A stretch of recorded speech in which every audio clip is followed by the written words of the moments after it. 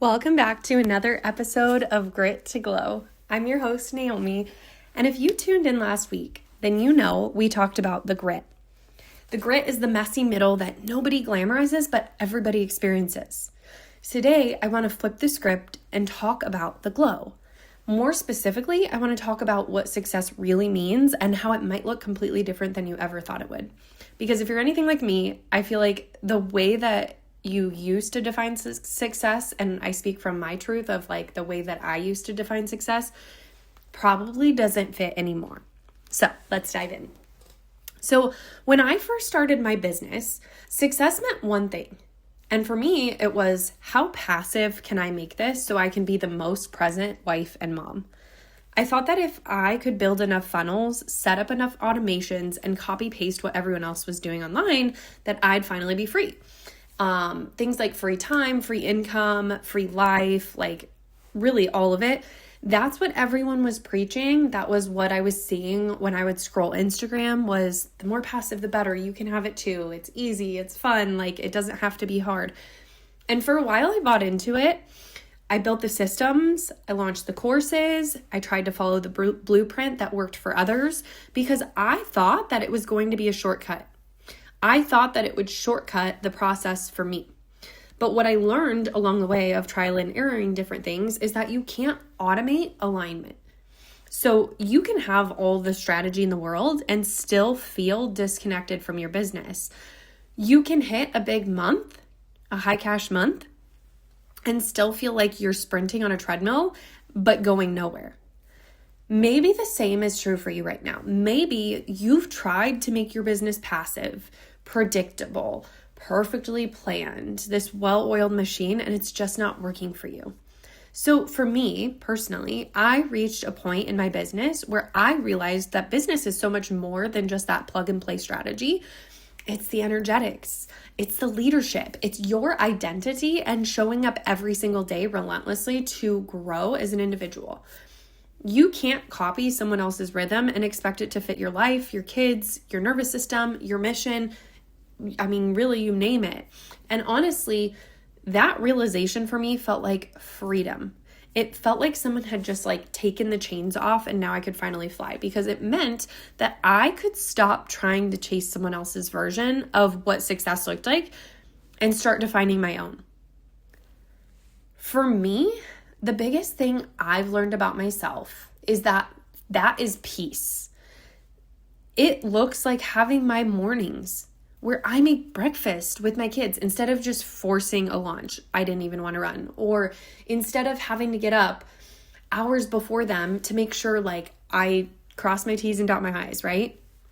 For me, it looks like working less, but actually creating more impact all the while because I'm so aligned with what actually lights me up, and learning how to leverage my team and my systems to get me to a point where I can do that. For me, success used to mean numbers. To me, it was high cash months, followers, subscribers, all of the things, right? I used to believe that I had to go viral to make a lot of cash when I launched an offer. I used to believe that in order to sell to premium buyers, like I had to be someone who was bringing in $20,000, $40,000, $80,000 a month in my business if I wanted to work with millionaires, right? Like I had all of these limiting beliefs. And now it's about how I feel while building out those things. So for me, when I look at what does it look like for me to actually have that success, it's the ability to close my laptop promptly at 3 p.m. and still feel proud of the work that I've done. Like I've been productive. It's knowing my business supports my life, not the other way around. It's being able to serve my clients powerfully without losing myself in the process while continuing to show up for me. And having clients who are in full alignment with that knowing that if I'm supporting their business, that means that I always have to support myself first, to pour into my own cup first, right? And I want to invite you, I want you to ask yourself, what if success in this season isn't about how much you can do? What if success in this season is about how fully you can be? So I think when we look at redefining success and the glow, the shift is that the glow doesn't come when everything is perfect. It doesn't come when everything's perfect. It comes the moment that you stop proving and start being. The moment that you decide that ease doesn't mean laziness, it means alignment. The slower doesn't mean smaller, it means sustainable. That your worth isn't in your productivity, is actually in your presence, right? Because let's be honest, we don't build successful businesses by just copying and pasting someone else's dream, because if that was the case, then we'd all have this crazy illogical success with endless amounts of money flowing in, right? We build a successful business by coming home to who we are and by creating our business, building it out as an expansion of us. So I want you to sit down this week and do an audit of yourself and your business and your systems and your teams and all of the things, all the moving parts. And simultaneously, I want you to look at your life. I want you to look at where you want to be over the next year. Outside of your career path, outside of your business, do you want to be a more present mom? Do you want to go on more dates with your husband? Do you want to spend more time with friends that you haven't seen in a long time? Do you want to travel more? Do you want to start a new hobby and learn a new skill? What are the things that excite you about life, and pour into those? I'll share an example for me. For me, because of how little my kids were, and because neither of them were in school for the last few years, up until 2 years ago, I felt like I never had time for a hobby because it wasn't the season for me of being focused and immersed in motherhood. That was my number one priority. My season was that. It wasn't going and starting a new hobby. It wasn't traveling more. It wasn't doing any of those things, right? And so while I'm a believer that you can do those things side by side, that just wasn't our reality.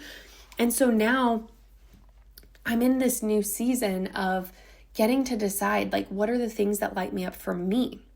And so monthly, I go get a facial. That's something that I can do for me.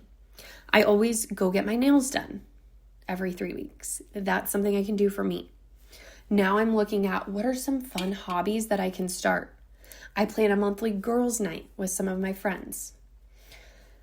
Pouring into all the outside areas of your life outside of your business and structuring the way that you're functioning in your day-to-day in your business is the thing that's going to shift how you feel and how you show up in that, because it can start to feel really daunting to frame what success looks like around what others are doing. And I know it was interesting because in the beginning of my journey, my mentor was a mom as well. And I'll never forget her telling me, be interruptible. And I'm like, to be honest, I love that. But then as I did it more and more, it didn't feel aligned for me. It didn't feel aligned to be interruptible in my business with my kids home with me, because my truth of motherhood is that I want to do this so that I can enhance the time that I'm with my kids and be more present in those moments. It doesn't look like working with them right there with me. And is that something that could cap my potential to someone else's argument? Maybe. Someone else might say, oh, you're limiting yourself by not working in front of your kids. And it's not that I'm against that. Of course I do that on vacations, on breaks that they're on from school. I do work in front of them because I'm a business owner and I run my business still, even if my kids are on their break. But at the same time, when we're in our routine of the school year and they're at school from 8 to 3, I want to spend from the time I pick them up at 3 until they go to bed at night with them and be fully present, because I get to have that time with them. I don't have to stay late somewhere to work. I have the luxury of doing that because I've worked so hard to get here. And so success to me is not making them feel like mom always has to work when they are around and when they're not around, but rather being so intentional with my time and being okay with the fact that it might make it mean that I'm growing a little slower in my business. because then the time that I have with them is so intentional that I get to be the mom that shows up for them the way I've always wanted to, and that they feel that. That is what matters to me. And again, that's not from a place of judgment. We all get to decide that for ourselves. So in that conversation, if I could go back to that conversation and have a little bit braver of a moment, it would have been, but what if that doesn't feel aligned for me? And talking through that conversation to come up with a solution that did feel aligned for me. So hopefully that makes sense. And maybe today, success for you looks like rest, or looks like taking a step back in that way. Maybe it is putting boundaries around your energy. Like, I didn't enjoy working with my girls around because I felt like they didn't get the attention that they deserved. That was just for me personally. And so maybe you need to also to put boundaries around your energy. Maybe you need to rewrite your offer so it finally feels like a reflection of you. Maybe you need to restructure how you bring forward your offer so that you aren't spending quite so much time hands-on with your clients, but rather allowing them to be more empowered. Whatever it is, you get to have that ability to redefine it. You have full permission.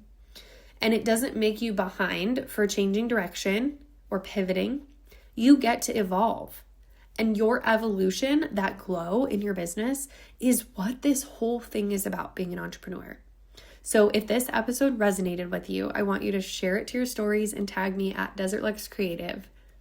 Next week, I'm going to dive into the power of pivoting, because I think we could go so much deeper into this conversation of what it looks like to pivot as you evolve, and kind of the behind the scenes of my own evolution.